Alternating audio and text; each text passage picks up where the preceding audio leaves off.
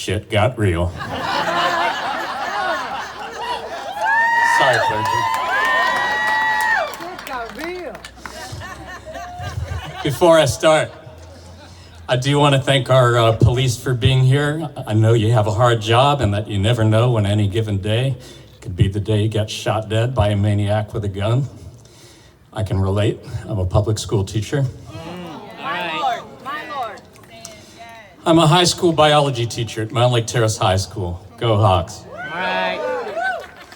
My job is to teach youth and future generations about how life on Earth works and their place in that web of life. And here's what we know about climate change and our role in it. One, we know it's happening. The ice caps are melting, sea levels are rising, atmosphere, ocean temperatures are increasing. Storms, droughts becoming more extreme. We know that. We know that increases in atmospheric temperatures correlate strongly with increases in carbon dioxide trapping heat in the atmosphere. There is no evidence for any other explanations, whether it's solar activity or Earth orbit or volcanoes or anything else you might have heard on Fox News.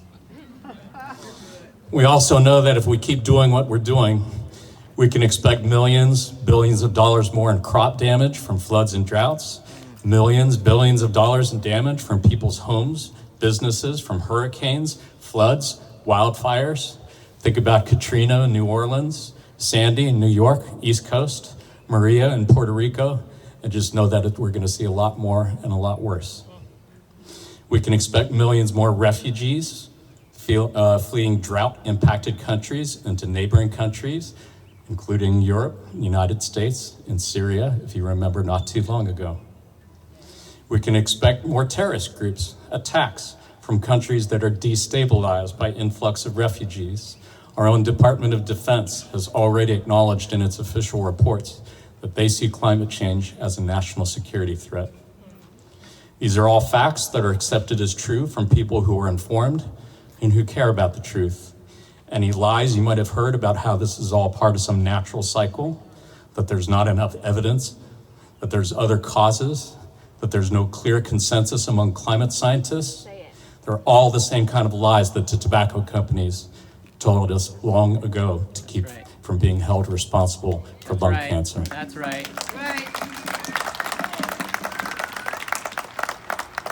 Fossil fuel corporations have captured the EPA, Department of Energy, our own Congress, and the White House. Nothing will change until we change Congress. That's right. More on that in a minute. But I wanted to share with you a little bit about Charles Darwin. Do you remember Darwin from your high school biology classes? Yeah. Evolution, survival of the fittest. Most of us have come to look at survival of the fittest as meaning that animals always have to compete for scarce resources by defeating and dominating others, by putting the needs of self above others. And clearly, there's a fair bit of truth to that. But there's also a large body of research that shows that cooperation in animal species is just as important as competition, if not more. Cooperation has been found in animals, all the way from insects to elephants to apes and even to humans. Sometimes. There are nerve cells in the brain called mirror neurons. Mirror neurons are a type of brain cells that respond the same way when we witness someone else performing an action as when we ourselves perform the action. I'm going to say that one more time. Mirror neurons are a type of brain cells that respond the same way when we witness someone else performing an action as if we were performing the action ourselves. It's why when something funny happens to someone else in the movies or in a meme, we laugh. It's why you yawn when you see somebody else yawning.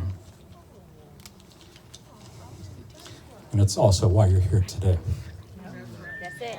Because like you, and like me, we have witnessed the pain and suffering of others and experienced it as if it's happening to ourselves. We've witnessed refugee children being ripped from their mothers, innocent school children murdered or traumatized by the murders of their friends for no reason other than they went to school and they trusted adults to protect them. That's right. time. That's okay. That's okay. Take your time. Bring it. We've witnessed poor people in the richest, most powerful, supposedly Christian nation in the world suffering and dying because they can't afford basic health care. We've witnessed brown-skinned refugees having to flee their homes because of damage that we inflicted on them, and then being refused at our borders and being treated as criminals and animals. right. It's not right. No. No. All right. And this is why we cry. That's right. That's it. That's That's it. why we fight. That's the truth. And why we fight. Because we can feel their pain as if it were their own, our own. But it's also why our chests are filled with a sense of elation when we see acts of heroism or bravery or compassion in the movies. We're biologically hardwired to feel compassion and caring for others. We're wired to be our siblings' keepers. Come on. It's the essence of the golden rule found in every faith tradition and the fundamental ethical principle for atheists and agnostics alike. We're biologically hardwired to treat others as we want to be treated. We may not be the biggest and the strongest in the food chain, but it's our ability to feel compassion and to cooperate with others that may well be our key to our survival as a species. But it's not enough to feel compassion. It's not enough to march. It's not enough to get arrested. If you really want to make change happen, we're going to have to focus on where the decisions are being made. In the White House, in the Congress, in the governor's mansions, in state legislatures, and in the courts, federal, state, local. If we want real change, you know what we need to do with elected representatives who refuse to put people before profits? We need to vote them out. That's right. That's right. What do we need to do with elected representatives who refuse to take action to reduce our impact on catastrophic climate change? Vote them out! What do we need to do with elected representatives who refuse to treat basic health care as a right of citizenship instead of a privilege for wealth? Vote them out. If the last 10 years have taught us anything, it's that there's little that a president of either party can do without support from Congress. Typically, people who vote in presidential elections like we had in 2016 don't bother to vote in midterms like we have in 2018, this coming November. If you really don't like your government being bought and owned by wealthy corporatists, bent on destroying the planet, bent on profiting from other people's pain, bent on hurting poor people and marginalized people just to make a few really rich people a lot richer.